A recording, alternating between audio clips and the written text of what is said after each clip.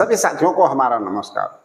साथियों, आप सब लोग बहुत बेसब्री से इंतजार कर रहे होंगे कुछ विशेष जानकारी के लिए।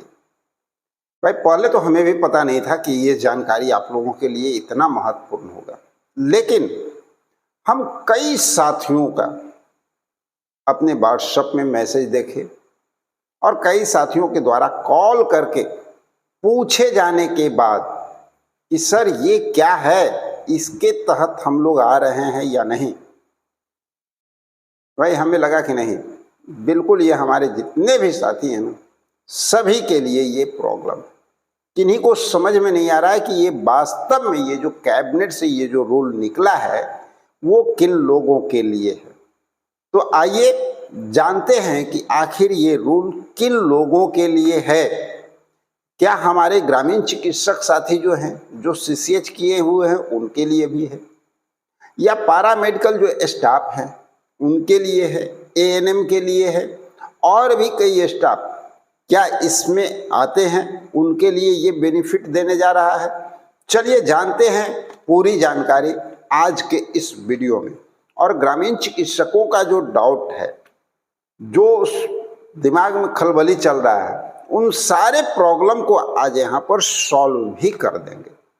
तो चलिए शुरू करते हैं। अगर आप बिहार के मेडिकल फील्ड से जुड़े हैं या खास तौर पर एक सीसीएच यानी प्रशिक्षित ग्रामीण चिकित्सक, रूरल मेडिकल प्रैक्टिशनर हैं, तो पिछले कुछ दिनों से आपके व्हाट्सएप पर एक लेटर बार बार आ रहा है। वो जो कैबिनेट से एक जो नियम लागू किया गया है अगली बार, वो आ रहा है। आप देख सकते हैं साइड की स्क्रीन पर, बिहार राज्य संयुक्त एवं स्वास्थ्य देखभाल परिषद 2026 का जो नियमावली बना है, इस एक लेटर से पूरे बिहार के ग्रामीण चिकित्सकों की नींद उड़ गई। किसी को लग रहा है कि सालों की जो मेहनत है वो अब हमारा सफल हो गया और अब उन्हें सरकारी मान्यता मिल जाएगी। तो कोई कह रहा है कि ये सिर्फ एक छलावा है, लेकिन सच्चाई आखिर क्या है? क्या वाकई सीसीएच वालों के लिए रजिस्ट्रेशन एवं काउंसलिंग में होने जा रहा है? आज के इस वीडियो में हम हवाई नहीं, बिल्कुल सारी रियलिटी आपके सामने रखेंगे। बस बात करेंगे तथ्यों के साथ, और कानून के उन कड़वे सच आपको जानना बहुत जरूरी है। तो आइए, ये वीडियो आपके करियर के सबसे महत्वपूर्ण वीडियो हो सकता है। इसे बिना स्किप किए अंत तक जरूर देखिएगा, क्योंकि आधी अधूरी जानकारी हमेशा खतरनाक होती है। ये जो आप साइड स्क्रीन पे लेटर देख रहे हैं ना, ये जो पीडीएफ का जो कटिंग देख रहे हैं, यहाँ पर आखिर क्या चीज है? एक्ट 2021 का ग्राफिक्स आपको देखने को मिलेगा। यहाँ पर सच्चाई जानने के लिए पहले हमें बीमारी की जड़ तक जाना होगा। यह जो बिहार सरकार का लेटर है, ये कोई नई चीज नहीं है। इसकी कहानी शुरू होती है 2021 से। केंद्र सरकार ने 2021 में एक कानून पास किया था, जिसका नाम था national communication and for alliance and health care professional act 2021। अब आप पूछेंगे कि सर अलायंस क्या होता है और इस अलायंस में हम लोग हैं या नहीं? देखिए, एक अस्पताल सिर्फ डॉक्टर से नहीं चलता।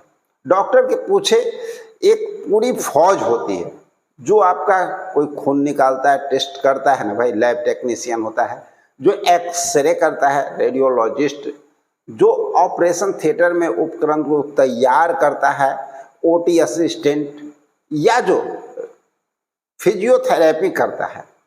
इन सबको पैरामेडिकल या अलायंस हेल्थ प्रोफेशनल कहते हैं। केंद्र सरकार ने कहा है कि इन सभी प्रोफेशनल का एक पक्का रिकॉर्ड होना चाहिए। जैसे डॉक्टर के लिए मेडिकल काउंसिल एमसीआई होती है ना, वैसे ही इन पैरामेडिकल स्टाफ के लिए यह नई काउंसलिंग बनाई गई है। केंद्र ने उसी आदेश को पालन करते हुए अब 2026 में बिहार सरकार ने अपना राज्य स्तरीय काउंसलिंग बनाने की स्वीकृति दे दी। बस यही वो लेटर है जो वायरल हो रहा है। हर जगह पे हमारे पास भी भाई कई बार व्हाट्सएप पे आ चुका है। सीसीएच वालों ने लग रहा है ना कि भैया ये हमारे लिए है। अब सवाल उठता है कि जब यह पारा मेडिकल वालों के लिए है तो हमारे सीसीएच यानी ग्रामीण चिकित्सकों को जो एनआईओ से प्रशिक्षित हो चुके हैं, है ना, क्यों ऐसा लग रहा है कि यह उनके लिए है? इसके दो कारण हैं। पहला, नाम में हेल्थ केयर शब्द का जुड़ा होना। लोगों ने सोचा कि हम भी तो हेल्थ केयर देते हैं, यानी गांव-गांव में लोगों की जान बचाते हैं, तो हमारा नाम भी इसमें होगा। दूसरा कारण, कुछ भ्रामक लोगों के द्वारा ये बातें बताना, व्हाट्सएप पर फॉरवर्ड, जिन्होंने बिना कानून को पढ़े हुए यह अफवाह फैला दिया है कि अब सारे ग्रामीण डॉक्टर जिसके रजिस्टर हो जाएंगे। लेकिन साथियों, कानून शब्द को भावनाओं से नहीं बल्कि पात्रों पर लिखित तकनीकी शर्तों से चलता है, और यहीं पर एक बहुत बड़ा पेच है जो आपको समझना होगा। करवा सच सीसीएच इस काउंसलिंग में क्या आते हैं या नहीं, बड़ा क्वेश्चन है ना ये क्वेश्चन मार्क। देखिए, काउंसलिंग के नियम और उसमें सीसीएच का शब्द योग्यता, ये दोनों चीजें अलग है। दिल पर पत्थर रख करके आपको एक सच्चाई स्वीकार करनी होगी। नहीं, सीसीएच यानी प्रशिक्षित ग्रामीण चिकित्सक इस काउंसलिंग के तहत रजिस्टर्ड नहीं हो। मैं ऐसा क्यों कह रहा हूं? इसके 3 ठोस कारण हैं। पहला कारण, पढ़ाई का घंटा।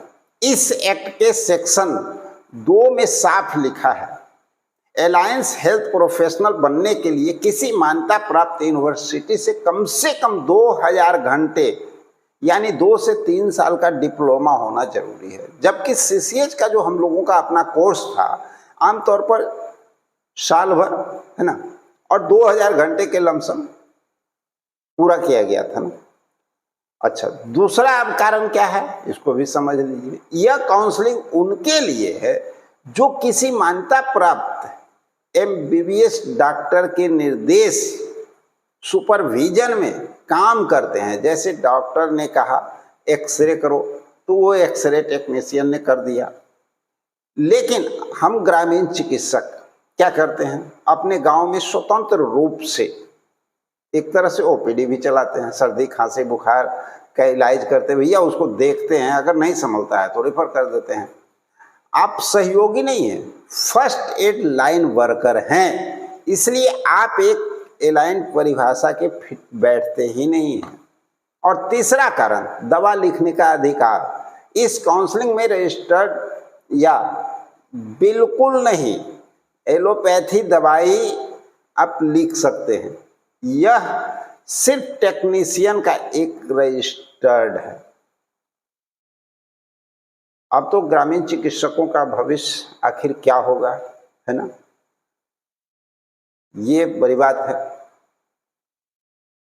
मुझे पता है यह सुनकर बहुत सारे साथियों को निराशा होगी, लेकिन सच्चाई तो है, सच्चाई है।